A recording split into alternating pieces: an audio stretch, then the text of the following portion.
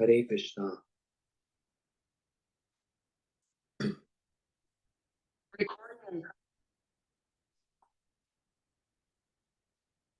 ओम अज्ञानतिमिरन्धस्य ज्ञानाञ्जनशलाकया चक्षुरुन्मिलितं येन तस्मै श्रीगुरुवे नमः। गुरुवे गौरचन्द्राय राधिकायै तदालये कृष्णाय कृष्णभक्ताय तद्भक्ताय नमो नमः। संसार दुख जलदस्य पतितस्य कामा क्रोधादिनक्रमक्र कबलीकृतस्य दुर्वासनस्य निगृतस्य निराशयस्य चैतन्यचन्द्रमः देहि पदावलम्बम्। हे कृष्ण करुणा सिंधु दीनबंधु जगतपते गोपेश गोपीकांत राधाकांत नमोस्तुते। तप्त कांचन गौरांगी राधे वृंदावनेश्वरी विश्वभानुसुते देवी प्रणमामि हरिप्रिये। भक्त्या विहीनय अपराधलक्ष्ये क्षिप्तस्य कामादितरङ्गमध्ये कृपामयि तं शरणं प्रपन्न वृन्दे नमस्ते चरणारविन्दम्। श्री कृष्ण चैतन्य प्रभु नित्यानंद श्री अद्वैत गदाधर शिवासादि गौर भक्त वृंदा। सभी बोलिए हरे कृष्ण कृष्ण कृष्ण हरे हरे हरे राम राम राम हरे हरे। श्री श्री चैतन्य चेतामृत मध्य लीला श्री कृष्णदास कविराज जी के द्वारा रचित हम लोगों ने बड़े सुंदर रूप से श्री माधवेंद्र पुरी पाद जी की इतनी सुंदर महिमा को श्रवण किया, जिसको कृष्णदास कविराज गोस्वामी जैसे हजार मुख से उनकी महिमा का वर्णन कर रहे हैं। जो अयाचिक वृत्ति से रहते हैं, अर्थात किसी से कभी कुछ मांगते नहीं और मात्र दूध पीकर ही अपना जीवन निर्वाह करते हैं। किसी एक भक्त ने प्रश्न किया कि महाप्रभु जी की लीला में हम कॉन्ट्रास्ट क्यों देखते हैं। कॉन्ट्रास्ट देखते हैं मतलब कभी तो महाप्रभु जी किसी भक्त के लिए कुछ और कहते हैं और कभी महाप्रभु जी दूसरे भक्त के लिए कुछ और कहते हैं। तो ऐसा क्यों, महाप्रभु पक्षपात करते हैं? बोलते नहीं, यहाँ पर पक्षपात की भावना ही नहीं है, यहाँ पर पक्षपात का कोई स्थान ही नहीं, अवकाश ही नहीं है। क्यों? महाप्रभु जी के संबंध में कहा गया पात्र अपात्र विचारम ना कुरुते ना च परम विक्षते। किसी प्रकार का विचार नहीं करते, ये पात्र है ये अपात्र है। ये भी विचार नहीं करते कि ये मेरा है ये मेरा नहीं, ये भी विचार नहीं करते महाप्रभु जी। तो फिर ऐसे दो डुअलिटी क्यों देखी जाती है, दो अलग अलग क्यों देखा जाता है? जैसे उदाहरण के रूप में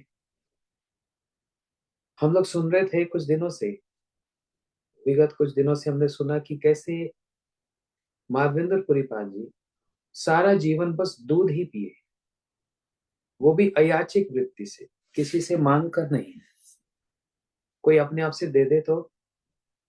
और महाप्रभु जी अपने मुख से माधवेंद्र पुरीपाल जी की महिमा का गान कर रहे, बोलते हैं ऐसा कोई जन्म ही नहीं हुआ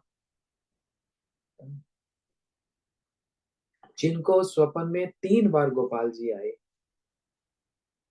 गोपीनाथ जी गोपाल जी 3 बार जिनके स्वप्न में आकर आदेश कर रहे हैं, जिनको गोपाल जी आदेश कर रहे हैं कि जाओ मेरे लिए चंदन लेकर आओ, जिनको गोपाल जी ये कह रहे हैं कि देखो मैं यहाँ तड़प रहा हूँ, जिनको गोपाल जी कह रहे हैं कि देखो जो चंदन ला रहे हो गोपीनाथ जी को लगा देना, यहाँ लाने की आवश्यकता नहीं है। इतना भक्त वत्सलता, इतना प्रेम दिखला रहे हैं भगवान ठाकुर जी। और विशेष बात, स्वयं कृष्ण दूध लेकर आए महाप्रभु जी के पास, माधवेंद्रपुरी पाद के पास। एक गोपाल छोटे से बालक के रूप में दूध लेकर आए श्री माधवेंद्रपुरी जी के। लेकिन दूसरी और एक और लीला है जो मायापुर में हुई। शिवास पंडित जी के स्थान पर अभी जो लोग नवदीप परिक्रमा में आएंगे, और जरूर आइए, नवदीप परिक्रमा इतना भक्ति को रिचार्ज कर देती है, जहां पर हजारों लोग कीर्तन कथा के आनंद में ही सब समय खो रहते हैं। भक्तों के अनुगत्य में, गुरु जी के सानिध्य में हम लोग श्री नवदीप परिक्रमा करते हैं, जहां पर हम लोग मायापुर जाते हैं और वहां पर शिवास पंडित जी के घर में जाते हैं। उसको क्या कहा जाता है? नित्य राजस्थली शिवा संगम, जहां पर महाप्रभु जी नित्य ही वास करते हैं, ऐसे ही कहा जाता है, नित्य राजस्थली शिवा संगम। उस शिवा संगम में महाप्रभु जी नित्य कीर्तन करते हैं। तो एक दिन एक ब्राह्मण, उसको कहा गया दुग्धपाई ब्राह्मण, जिसके जो अपने जीवन में सब समय दूध ही पिया था और कुछ नहीं पिया था, वो महाप्रभु जी के नित्य को देखना चाहते हैं, ये ब्राह्मण। और शिवास पंडित जी को प्रार्थना कर रहे हैं, हे शिवास पंडित, आपका जीवन धन्य है, आपका घर धन्य है, आपके घर के सभी सदस्य धन्य हैं। क्यों? आपके घर में महाप्रभु जी नित्य करते हैं, आपके घर में महाप्रभु जी महाभाव प्रकाश करते हैं। क्योंकि शिवास पंडित जी के घर में ही महाप्रभु जी नरसिंह रूप दिखलाया, शिवास पंडित के घर में ही महाप्रभु जी उदंड नित्य करते हैं। कितना सौभाग्य शिवास पंडित जी का। तो इसलिए प्रार्थना कर रहे हैं वो ब्राह्मण। अब शिवास पंडित बड़े संकोच के साथ महाप्रभु जी निकट गए। ध्यान से सुनना और कंपैरिजन देखना। शिवास पंडित कह रहे हैं, महाप्रभु, एक ब्राह्मण है, निष्पाप है, कभी जीवन में उसने पाप ही नहीं किया। क्यों पाप नहीं किया? कभी जीवन में अन्न नहीं खाया। अन्न में पाप होता है। अन्न में पाप कैसे होता है? कितनी जीवात्माएं ऐसे वातावरण में घूमती रहती है, और जब वर्षा होती है तो बूंद का सहारा लेकर वो जीवात्मा अनाज में, अन्न में चली जाती है। हम लोग उस अनाज और अन्न को खाते हैं, और ऐसे ही जीवात्माएं हमारे अंदर प्रवेश कर जाती हैं। अब उसमें कितनी पाप वाली हैं और कुछ अच्छी भी होती हैं। तो पाप वाली जीवात्मा पाप वृत्ति को बना देती है। तो इसलिए शिवास पंडित कह रहे हैं, इन्होंने कभी अनाज ही खाया नहीं, अन्न खाया नहीं, बस दूध पिया है सारा जीवन। इसलिए ये आपका कीर्तन देखना चाहते हैं, ये आपका नित्य देखना चाहते हैं। महाप्रभु जी सुनकर बिगड़ गए, नाराज हो गए। बोलते दूध पीता है तो क्या उससे भक्ति हो गई? सिर्फ दूध पीने से भक्ति हो जाती है? आप लोग मेरी अब बात सुन रहे हैं? क्या दूध पीने से भक्ति हो जाती है? महाप्रभु जी ने वहां पर एक सिद्धांत बतलाया कि अपने लिए तपस्या करने के लिए अपने लिए दूध पिया है, भगवान की सेवा के लिए तो दूध नहीं पिया। जो उसने वृत्ति, जो टेंडेंसी उसके अंदर है, इसको अपने जीवन में भी समझना। जो उसकी वृत्ति है, जो टेंडेंसी है,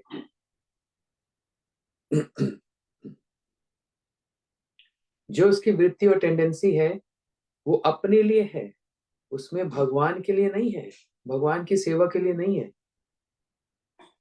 अनुकूलेन कृष्ण अनुशीलनम भक्ति उत्तमा, वहां पर अनुकूल भाव से जो कृष्ण अनुशीलन होगा तभी वो भक्ति होगी। जहां पर अनुकूल भाव से कृष्ण सेवा नहीं होगी वो भक्ति ही नहीं है। ये सिद्धांत है, यहाँ पर ध्यान से समझ। अन्य विलासिता शून्यम ज्ञान कर्माद्य नावृतम अनुकूलेन कृष्ण अनुशीलनम भक्तिरुत्तमा। कहां से आरंभ हुआ? अन्य अभिलाषिता शून्यम, अपनी सारी इच्छाओं से, सारी अभिलाषाओं से जो शून्य हो जाए, कोई इच्छा ही ना रखे, तो इतना होने से क्या भक्ति हो जाएगी? हम सारी इच्छाओं से जीरो हो जाएंगे, कोई अब मन में इच्छा नहीं रही, तो ये भक्ति हो गई? नहीं। सिर्फ इतना होने से भक्ति नहीं होती।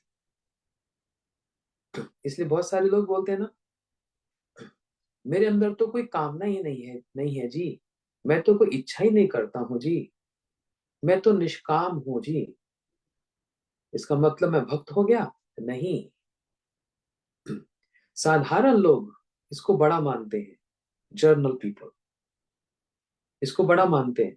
हाँ देखो, ये तो कोई कामना ही नहीं करता, एकदम निष्काम है। लेकिन ये भक्ति नहीं है। इस फाउंडेशन के ऊपर भक्ति बनेगी। संसारिक इच्छाओं से, संसारिक विषयों से, संसारिक कामनाओं से शून्य, अन्य विलासिता शून्यम। इसलिए उस श्लोक में अन्य विलास शून्य नहीं कहा, अन्य विलासिता शून्यम। मतलब क्या? इच्छा नहीं होनी चाहिए? अरे वो बात नहीं है, इच्छा जरूर होनी चाहिए, लेकिन कौन सी इच्छा होनी चाहिए?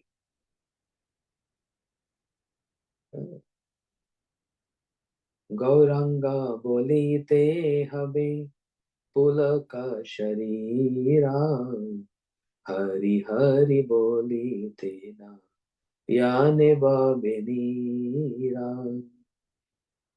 ओ कब मेरे जीवन में वह दिन आएगा जब मैं रोते रोते भगवान का नाम करूंगा, ये इच्छा नहीं है क्या?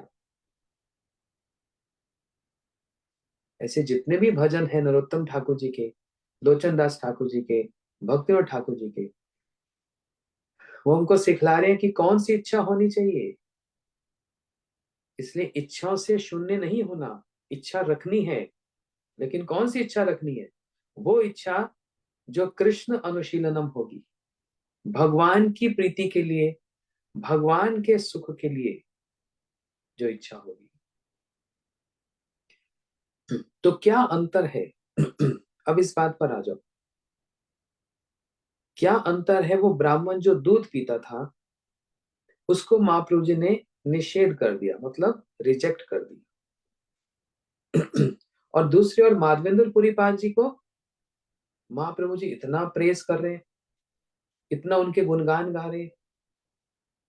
क्या डिफरेंस है? What is the difference? दोनों एक ही काम कर रहे हैं।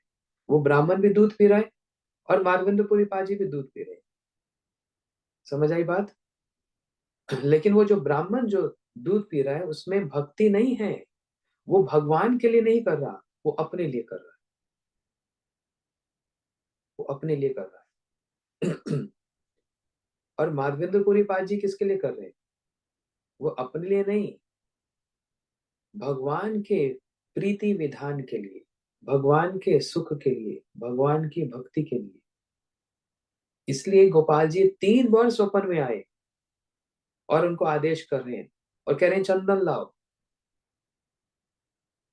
इसलिए भगवान की क्रिया में, भगवान की एक्टिविटीज में पक्षपात नहीं है, पार्शियलिटी नहीं है। समझ रहे हैं? ऐसे बहुत से उदाहरण हैं, यदि चैतन्य चेतामृत पढ़ेंगे, कितने ऐसे उदाहरण हैं जहां पर ये देखा जाएगा महाप्रभु जी ने उनको ऐसा कह दिया, उनको ऐसा कर दिया। कालिदास जी को अपने सामने सामने चरणामृत पीने का परमिशन प्रदान की। मैं बोल चुका हूं इस कथा को बहुत बार। लेकिन गुंडीचा मंदिर जब सफाई हो रही थी, उस समय एक भक्त ने महाप्रभु के चरणों में जल डाला चरणामृत पीने के लिए। महाप्रभु जी एकदम बिगड़ गए, हे ये क्या करता है, ये गलत है, उसको मना कर दिया। लेकिन कालिदास जी ने सामने सामने चरणामृत पिया 3 बार। एक बार पिया, 2 बार पिया, 3 बार पिया। महाप्रभु जी ने कहा बस हो गया, 3 बार बहुत है ना। ये 3 नंबर बहुत चलता है, 3। हरेर नाम हरेर नाम केवल। कलो नास्तेव नास्तेव नास्तेव गतिरंत। नास्तेव नास्तेव नास्तेव 3 बार बोला। नहीं है नहीं है नहीं है ना। ये 3 कितना चलता है। और भारत में क्या बोलते हैं? भारत में सब लोग क्या बोलते हैं? 3 तिगाड़ा काम बिगाड़ा। इंडिया में सब लोग बोलते हैं जो 3 होता है ना वो काम बिगाड़ देता है। जो 3 नंबर है वो काम बिगाड़ता है। ऐसे बोलते हैं ना, 3 तिगाड़ा काम बिगाड़ा। लेकिन देखो अध्यात्म में, भक्ति में, ये 3, जो बात 3 बार कह दी जाए वो कैसी हो जाती है, एकदम स्ट्रांग। ये भक्ति में ऐसा होता है।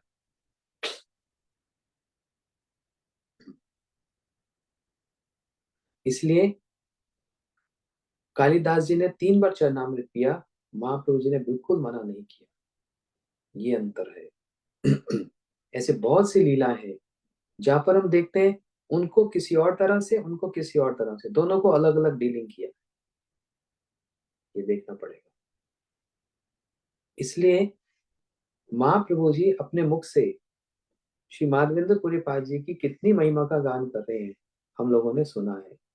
और तब तो एक श्लोक जिसकी महाप्रभु जी इतनी गुणगान गा रहे हैं, बोलते ये श्लोक ऐसा है जैसे चंद्र की चंद्रिका है।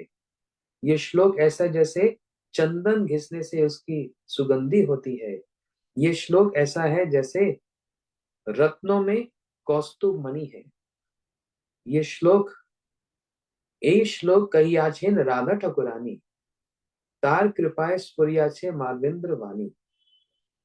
ये श्लोक ऐसा जो राधा रानी इसका स्वादन करती है, और उसकी स्फूर्ति किसमें हुई है, रिफ्लेक्ट किसमें हुआ, श्री माधवेंद्र पुरी पाद जी में हुआ। वो कौन सा श्लोक है, इसको हम लोग सुनते हैं। सब लोग याद कर लेना, बहुत ही सुंदर श्लोक। विचार करो जिसके महाप्रभु जी गुणगान गा रहे हैं।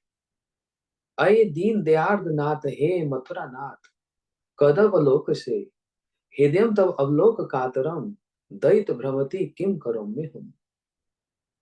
फिर से सुनो।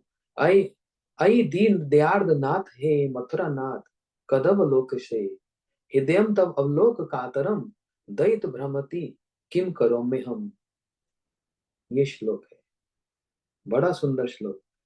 इसको सब लोग याद करना, जो कर पाएंगे जरूर करना, और जो नहीं कर पाएंगे तो भी कर लेना। Very important. इस श्लोक का अर्थ क्या? ओहो दीन दयार्द नाथ। दीन दयार्द नाथ मतलब ओ दीनों के नाथ।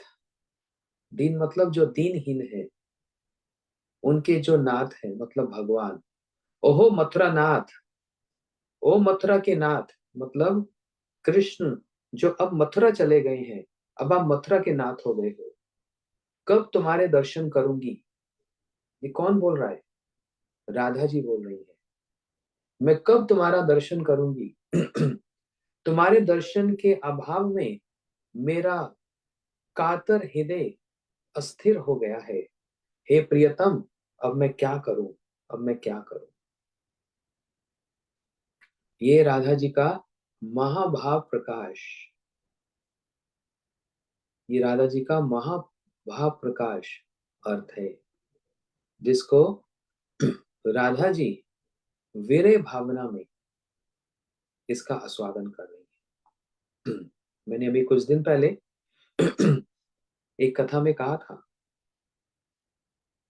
इस संसार में हम लोग हम तो बद्ध जीव हैं। हमारा जो विरह है वो दुख और कष्ट देने वाला है। हृदय रोता है किसके विरह में? हृदय रोता है किसी के विरह में। लेकिन आध्यात्मिक स्पिरिचुअल वर्ल्ड में वीरे को आस्वादन किया जाता है। इस वीरे के कारण तो श्री राम यहाँ पर आए साकेत धाम से, उस वीरे का स्वादन करने के लिए। इसी वीरे का स्वादन करने के लिए श्री कृष्ण यहाँ पर आते हैं इस पृथ्वी पर। इस वीरे का स्वादन श्री चैतन्य महाप्रभु जी करते हैं। तो क्यों भगवान को ये करने की क्यों आवश्यकता है? क्योंकि भगवान इस वीरे को आस्वादन करना चाहते हैं। इसमें एक रस है, एक आनंद है, एक सुख है ना। लेकिन हम लोग यदि किसी से छुड़ाव हो जाए, सेपरेशन हो जाए, तो उस वीरे को फिर कैसे लेते हैं? आस्वादन नहीं होता, उसमें दुख होता है, कष्ट होता है। ये अंतर है हमारे संसार के स्वभाव नेचर में और भगवान के संसार के नेचर में। यहाँ पर दुख और कष्ट होता है। लेकिन राधा रानी जब ये श्लोक इसका आस्वादन कर रही है, तो राधा जी क्या कह रही है? हे प्रियतम, किसको बोल रही है? कृष्ण को कह रही है। कब कह रही है? जब कृष्ण मथुरा चले गए, 10 वर्ष 2 महीने कुछ दिन की आयु में कृष्ण मथुरा चले गए, और राधा जी अब विरह में कटाक्ष करती हुई कृष्ण को ये वचन कह रही। कटाक्ष समझते हैं? सरकाजम। कटाक्ष करते हुए कह रही है, अरे दीन दयार्द नाथ, मथुरा नाथ, ओ मथुरा के नाथ। मथुरा के नाथ क्यों बोल दिया? ओ अब तो आप हम सबको छोड़कर चले गए, आप तो मथुरा के नाथ हो गए हो ना। इसलिए एड्रेस, संबोधन कैसे कर रहे हैं? मथुरा के नाथ। लेकिन देखो इस श्लोक में राधा जी के जो भाव, उसमें बहुत सारे इमोशंस हैं, मिक्स इमोशंस हैं। पहले तो कह रही है, अये दीन दयार्द नाथ है। दीन दयार्द मतलब दीनों के नाथ, मतलब आप तो दीन के नाथ थे। आप कैसे थे? दीनों पर कृपा करने वाले। अब आप इतने निष्ठुर और कठोर कैसे हो गए? देखा किस तरह से बोल रहे हैं? डायरेक्ट नहीं बोल रही। भगवान कृष्ण पर कटाक्ष कर रही है, सरकास्टिक है यहाँ पर। आप तो दीनों के नाथ थे, अब हम दीनों को यहाँ पर रुलाकर आप मथुरा चले गए। आपको दया नहीं आती? अये दीन दयार्द नाथ, दीनों के नाथ। और दूसरा अर्थ क्या? इस समय हम लोग दीन हो रही हैं, और आप हमारे कौन हो? नाथ हो, हमारे प्रियतम। नाथ मतलब सिर्फ स्वामी नहीं होता, नाथ मतलब प्रियतम भी होता है।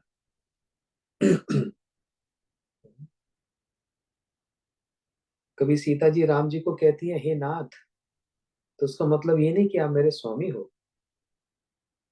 इसको दो तरह से कहा जाता है। एक तो ये भी हे नाथ आप मेरे स्वामी हो, और दूसरा हे नाथ आप मेरे प्रियतम हो।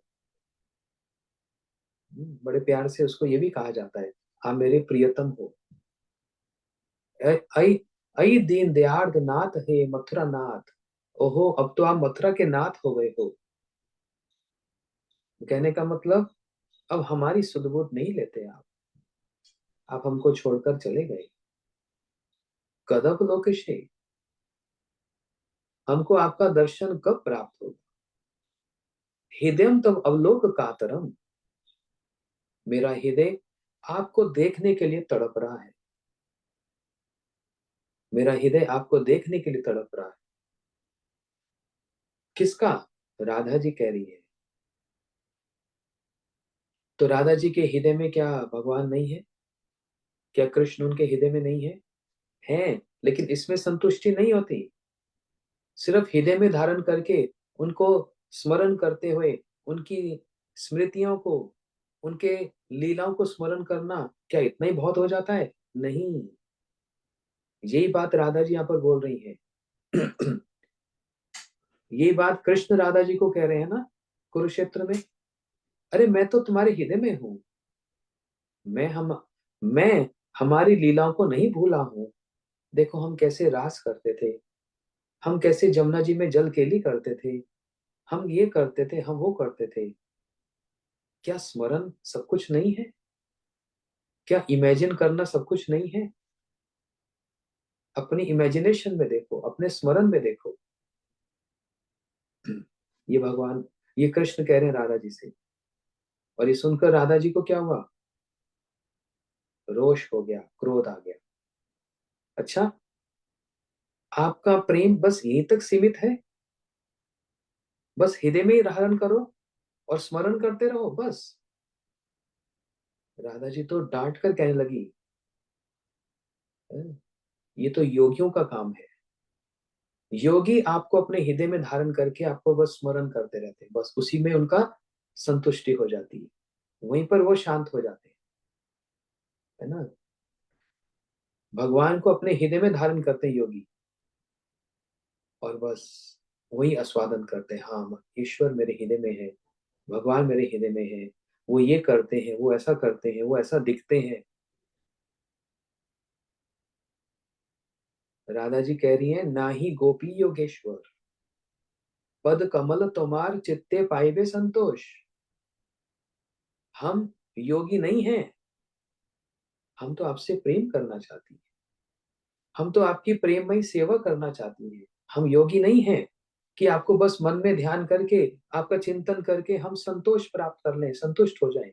नहीं, चित्ते पाइबे संतोष नहीं। तुम्हार वाक्य परिपाटी तार मध्य कोटि नाटी, सुनी गोपी आर बड़ो रोष।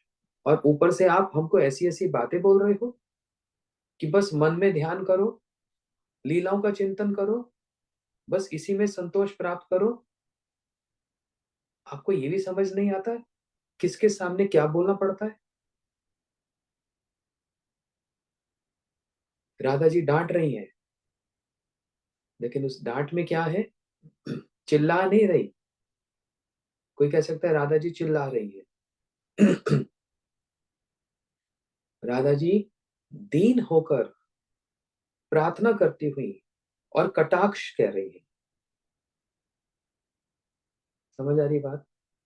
अपने क्रोध को दिखला रही हैं, अपने रोष को दिखला रही हैं, लेकिन बड़े मान और सम्मान के साथ। जब राधा जी कृष्ण को धूर्त भी कहती हैं, तो काला है, धूर्त है, झूठ बोलने वाला है, ये सब कहती है ना, तो उस भाषा में बड़ा आदर है, बड़ा सम्मान है, और उसमें प्रेम है, उसमें आदर है, उसमें कटाक्ष है, और उसमें दीनता भी है। और इसी बात को समझने के लिए श्री कृष्ण ने एक बार द्वारका में एक लीला को रचा। कृष्ण की पत्नी रुक्मणी जी साथ में बैठी थी। तो कृष्ण कैसे हैं? कौतुक, कौतुक समझते हैं? नॉटी, कौतुकी साधारण भाषा है, भाषा में कहते हैं नॉटी। मतलब उनको सब समय खेल सूझता है। लेकिन सभ्य भाषा में क्या कहा जाता है? कौतुकी। थोड़ा सा हास परिहास करते हैं, हंसी मजाक करते हैं, उसमें कोई बात होती है, इसलिए कृष्ण को कहा जाता है कौतुकी।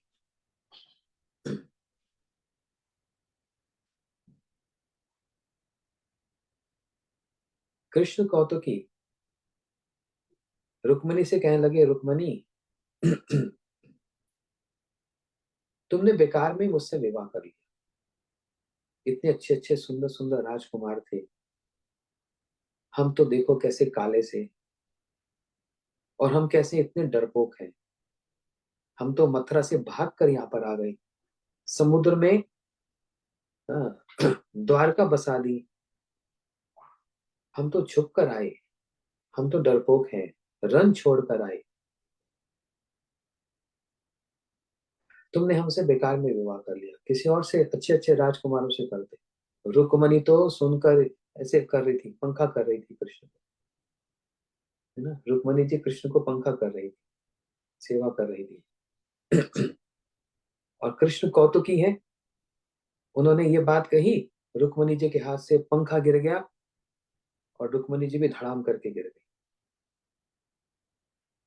श्री कृष्ण अपनी चार भुजाओं से रुक्मणी जी को संभाला। अरे रुक्मणी, मैं तो परिहास कर रहा था, मैं तो मजाक कर रहा था, तुमको इतना भी सहन नहीं हुआ?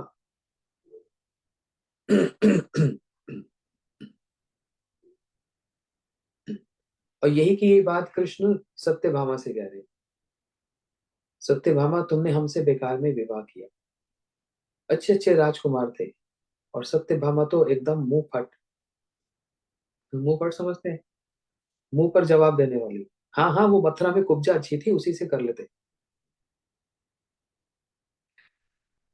तब कृष्ण कंपेयर कर रहे हैं, कंपेरेटिव स्टडी, कि ब्रज में मेरी गोपियां राधा जी भी, वे भी मुझको ऐसे शब्द बोलती है, और यहाँ पर सत्यभामा भी ऐसा बोल रही है, लेकिन कितना अंतर है।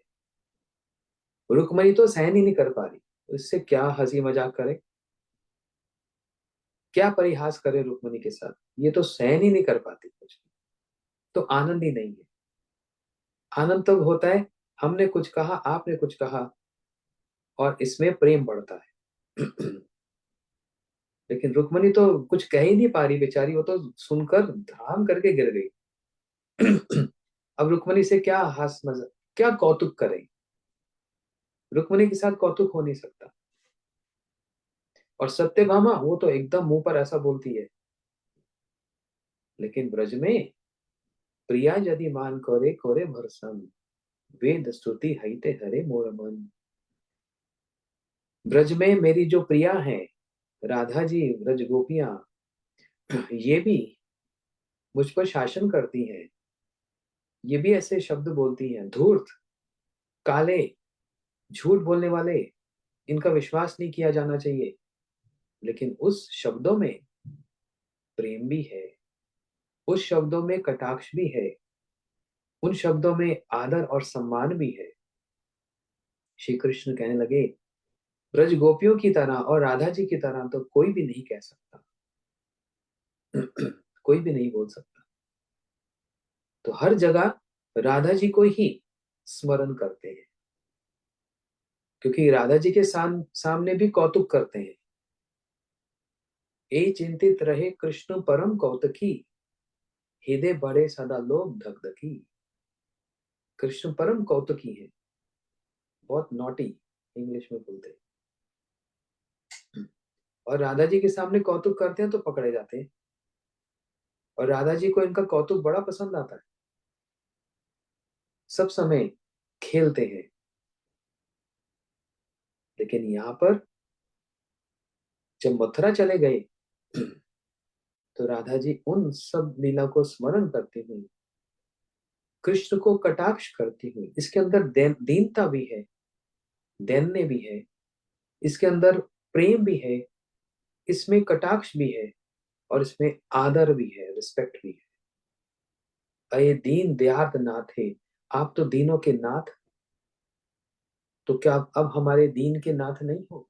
हम दीन हैं, हम बस आपका स्मरण करके संतुष्ट नहीं रहना चाहती, हम तो आपके साथ क्रीड़ा करना चाहती हैं, हम तो आपकी प्रेममयी सेवा करना चाहती हैं। सिर्फ स्मरण करने से, इमेजिन करने से नहीं होगा।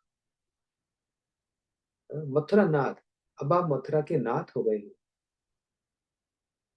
हृदय तम आलोक कातरम, मेरा हृदय आपके दर्शन से कैसा हो रहा है? कातर हो रहा है, रो रहा है। एक होता है साधारण रोना, और एक होता है कातर होना। कातर मतलब आतुर, आतुर मतलब छटपटाता है। एक तो होता है ना रोना, हाँ मैं रो रहा हूँ, आपके विरह में रो रहा हूँ। और एक होता है कातर स्वर से, हृदय तो अवलोक कातरम, साधारण रोना नहीं, लॉन्गिंग फॉर, हैंकरिंग फॉर, मतलब बस आपके बिना अब रहा नहीं जाता, सब शून्य लगता है, सब एकदम खाली खाली लगता है। संसार वही है, घर भी वही है, लेकिन आप नहीं हो तो अब सारा संसार एकदम जीरो लगता है। हृदय तम अवलोक कातरम, किम करो मैं, दैत भ्रमति किम करो मैं क्या करूं, मैं क्या करूं भाई, मैं क्या करूं। देखो, मेरा कंप्यूटर की बैटरी खत्म होने वाली है, ये कभी भी समाप्त हो जाएगी। इसलिए अगर बीच में कथा समाप्त हो जाए तो इसका मतलब आज कथा हो गई पूरी, और फिर कल फिर सुनेंगे, हाँ, इसलिए सुनते रहना। हे मथुरानाथ, कब तुम्हारे दर्शन करूंगी, तुम्हारे दर्शन के अभाव में मेरा कातर हृदय अस्थिर हो गया है। हे दैत, दैत मतलब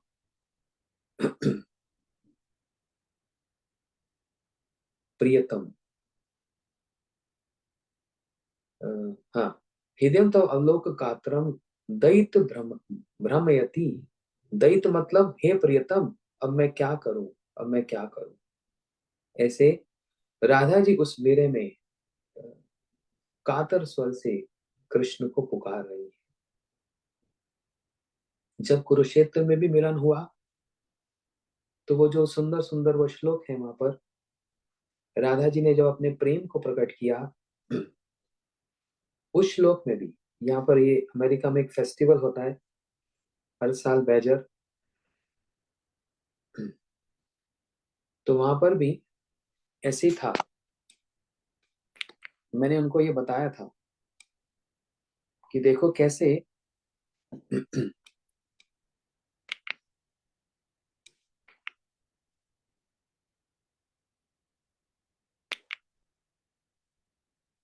कुरुक्षेत्र में जो मिलन हुआ वहां पर भी राधा जी ने जो वचन कहे हैं, उन वचनों में क्या है, भावना भी है,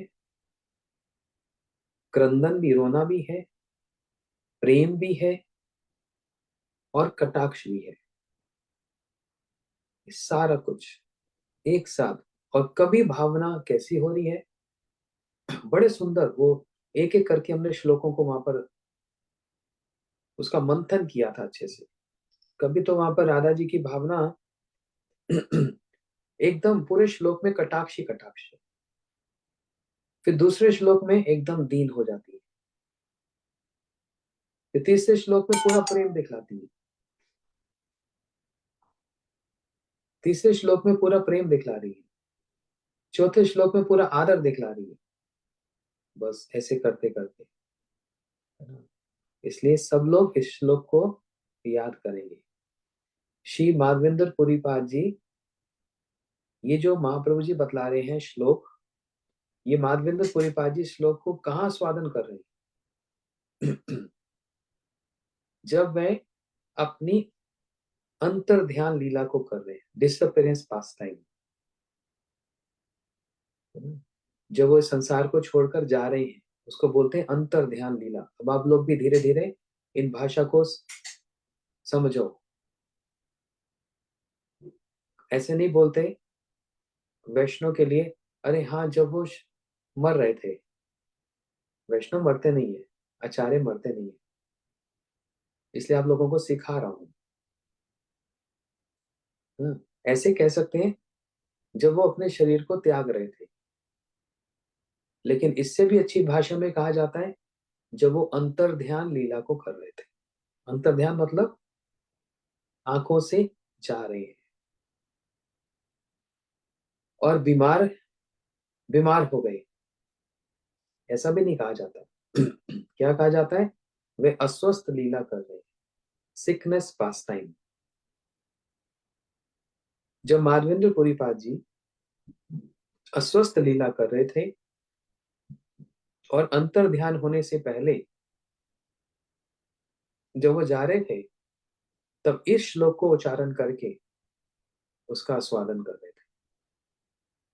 और उनकी सेवा कौन कर रहे थे? उनके प्रिय शिष्य श्री ईश्वर पुरी जी,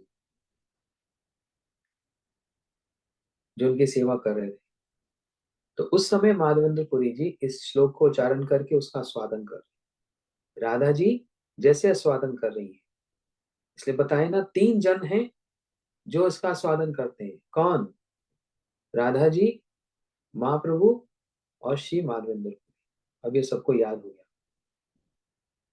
तो माधवेंद्र पुरी जी इसका स्वागत कर रहे हैं, हे दीन दयाल नाथ, हे मथुरा नाथ। इसके संबंध में भक्तियों ठाकुर जी ने बड़ी विस्तृत, मतलब बहुत डिटेल व्याख्या की है। अब आप इसको समझ पाएंगे कि नहीं, लेकिन मैं इसको समझाने का प्रयास करता हूँ। लेकिन ये बहुत फिलॉसफी है, इसको समझकर पता लगेगा हमारे संप्रदाय का स्पेशलिटी, वैशिष्ट क्या है। आप लोग सुनना चाहेंगे तो मैं बताता हूँ। कह रहे हैं कि शुद्ध भक्ति करने वाले, मैं उसको साधारण भाषा में कह रहा हूं, शुद्ध भक्ति करने वाले वैष्णव जो हैं वो 4 संप्रदायों में विभक्त हैं। कौन सी 4 संप्रदाय? श्री, ब्रह्म, रुद्र, सनक संप्रदाय।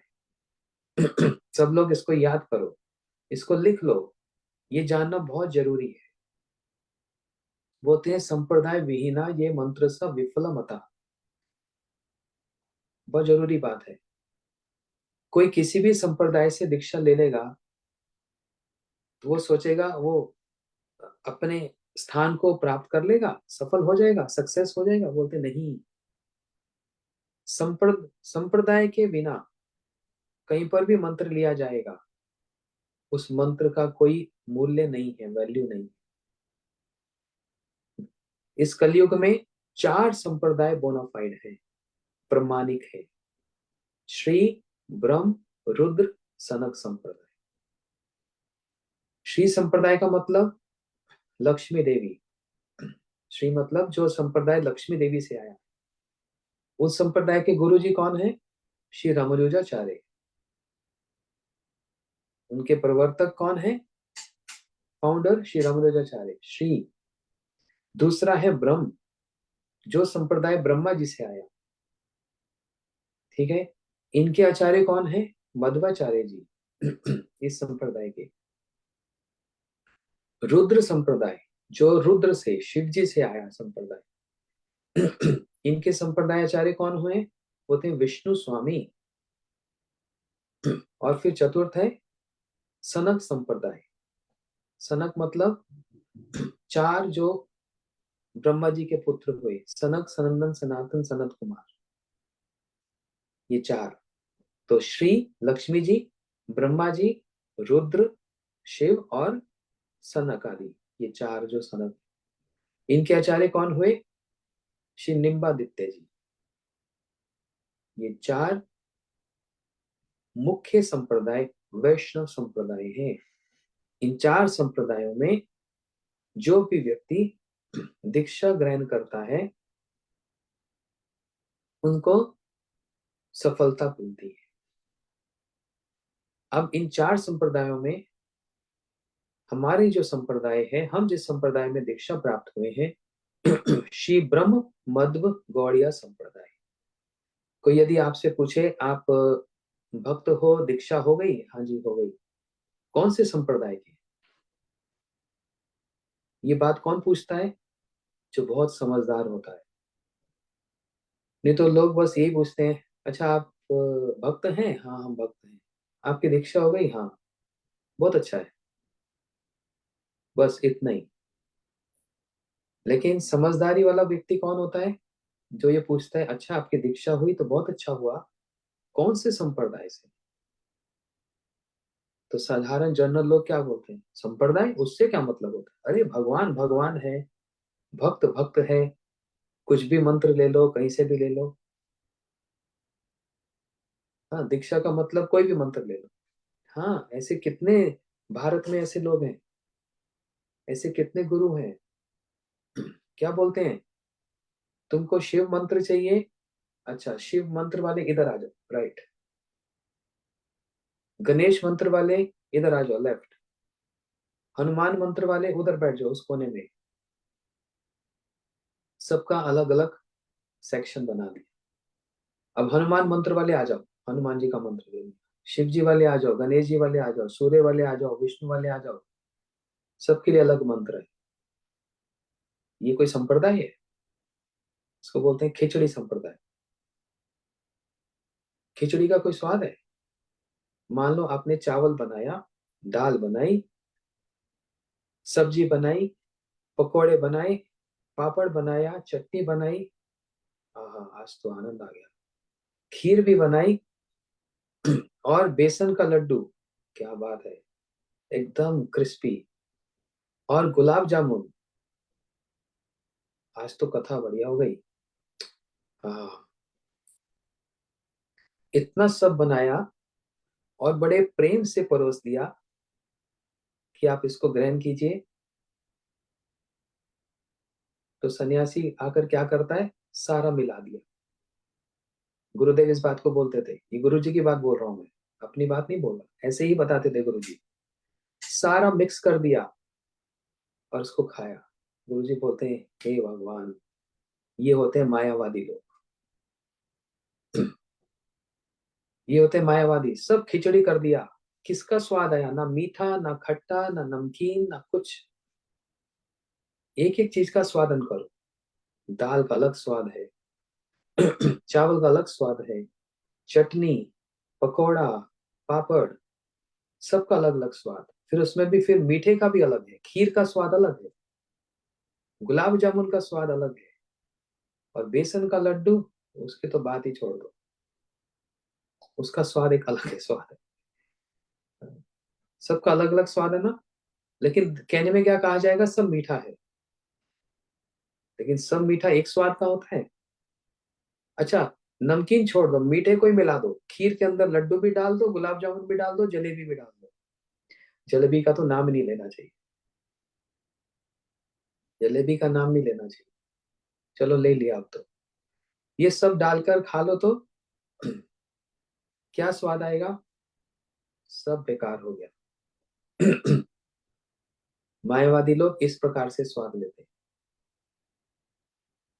लेकिन भक्त लोग ऐसा नहीं।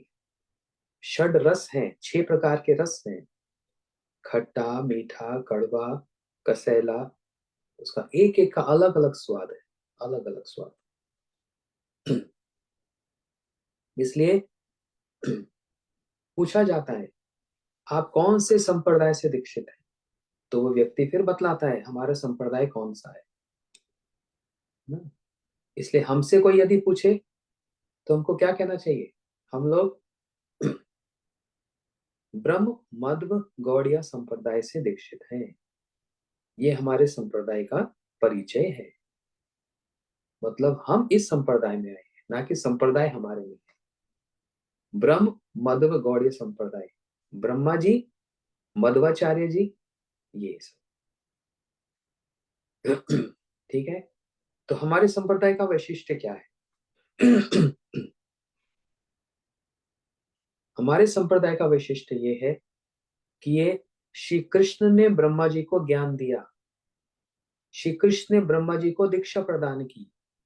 कैसे दीक्षा प्रदान की, अपनी वंशी से वंशी वादन किया, और उस वंशी की ध्वनि गई ब्रह्मा जी के कान में, दीक्षा हो गई। और उस वंशी की ध्वनि में कृष्ण ने क्या कहा ब्रह्मा जी को, क्लिंग। कुछ लोग बोलते हैं टिंग, अरे फोन वाली घंटी नहीं, टिंग। ये टिंग नहीं है, ये क्लिंग। ये डिंग नहीं है, ये क्लिंग है।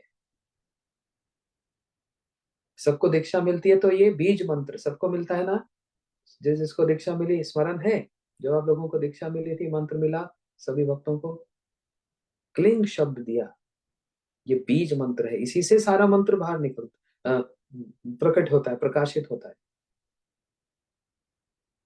तो ये क्लिंग शब्द, श्री कृष्ण ने ब्रह्मा जी को दीक्षा दी, और फिर श्री कृष्ण ने ब्रह्मा जी को फिर चतुश्लोकी भागवत, फिर ज्ञान भी प्रदान किया। ज्ञानम परम गुह्यमे यद विज्ञान समन्वितम सरस्यत अंगनम च।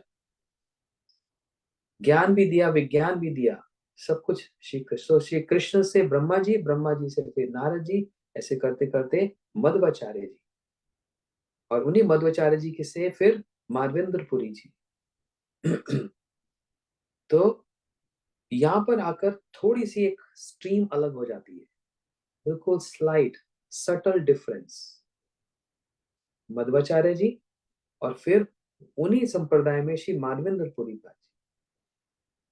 अब इन्हीं माधवेंद्रपुरी पाद जी के आगे फिर ईश्वरपुरी श्री चैतन्य महाप्रभु, षड गोस्वामी, नरोत्तम, श्याम श्रीनिवास प्रभु त्राय, फिर भक्तिनाथ ठाकुर जी, भक्ति सिद्धांत प्रभुपाद जी, परम गुरु जी, ये सब यहाँ से थोड़ा सा एक अलग हो गया। क्यों अलग हो गया?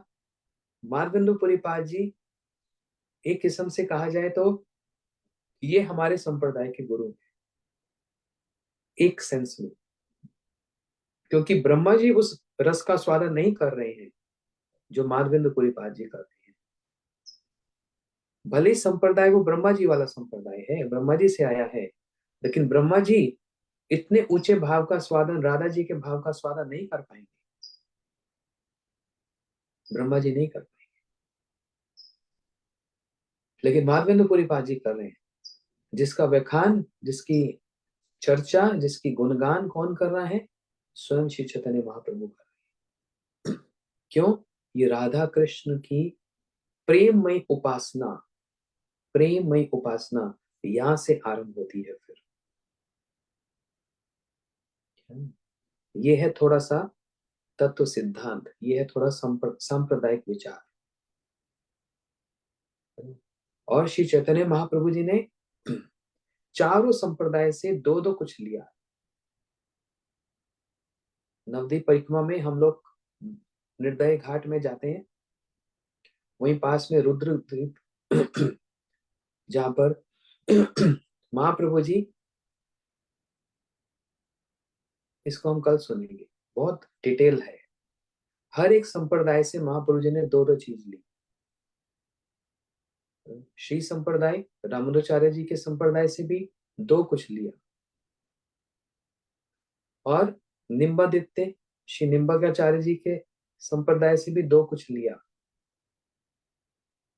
और श्री रुद्र संप्रदाय विष्णु स्वामी जी से भी दो लिया, और मध्वाचार्य संप्रदाय से तो इसमें तो स्वयं महाप्रभु जी आए। इसलिए हमारा संप्रदाय भी धन्य है, क्योंकि महाप्रभु जी ने इसी संप्रदाय को ही चयन किया, इसी संप्रदाय को चुना है। क्यों चुना है? बहुत से कारण है। एक कारण तो यही कि श्री कृष्ण ने ही ब्रह्मा जी को मंत्र प्रदान किया, ये सबसे मुख्य कारण। ये मंत्र प्रणाली स्वयं श्री कृष्ण से ब्रह्मा जी पर आई, इसलिए दो दो चीजें महाप्रभु जी ने ली। और ये चारों संप्रदाय जो गुरु हैं, ये नवदीप में महाप्रभु जी से मिले। इसलिए देखो नवदीप धाम कितना सर्वश्रेष्ठ स्थान है। ये चारों संप्रदाय ये तो महाप्रभु से पहले हो चुके हैं। रमणाचार्य जी 1000 वर्ष पहले, महाप्रभु से पहले निम्बाचार्य जी और पहले, विष्णु स्वामी मध्वाचार्य जी ये तो पहले हो चुके हैं। लेकिन ये चारों के चारे आचार्य आए महाप्रभु जी के निकट, क्योंकि ये तो महाप्रभु जी कौन है? ये तो साक्षात ईश्वर है, ये तो भगवान है। चारों ने आके प्रणाम किया,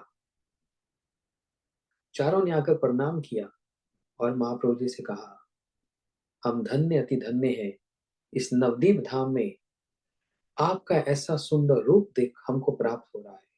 कैसा रूप है? तप्त कांचन, पिघला हुआ सोना जैसे होता है, मोल्टन गोल्ड।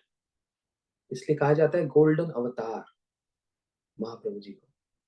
ये साक्षात गोल्ड है, स्वर्ण की तरह। चारों आचार्य प्रणाम कर रहे हैं, और महाप्रभु जी से कृपा प्राप्त कर रही। तब महाप्रभु ने कहा, सुनो,